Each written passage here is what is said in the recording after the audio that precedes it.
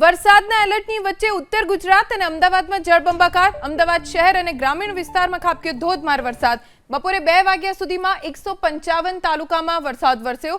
અમદાવાદના દસક્રોઈ તાલુકામાં સૌથી વધુ 9.29 ઇંચ વરસાદ. બપોરે 2 વાગ્યા સુધીમાં ખેડાના મહેમદાવાદમાં 7.44 ઇંચ વરસાદ.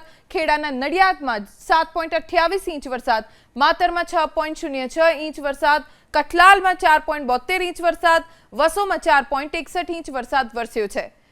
અમદાવાદ અને ખેડામાં સૌથી વધારે વરસાદ વરસ્યો. ધોધમાર વરસાદના કારણે નીચાણવાળા વિસ્તારો હોય કે હાઈવે હોય જળબંબાકાર થઈ ગયા છે.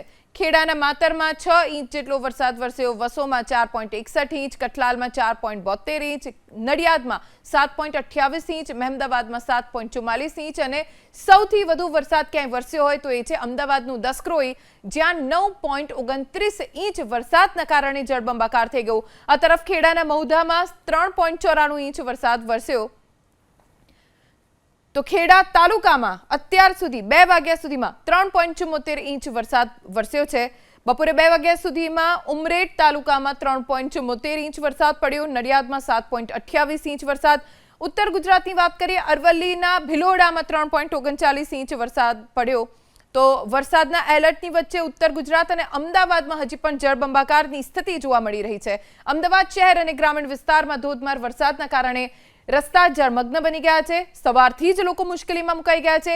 155 તાલુકામાં વરસાદ બપોરે 2 વાગ્યા સુધીમાં વરસી ચૂક્યો છે.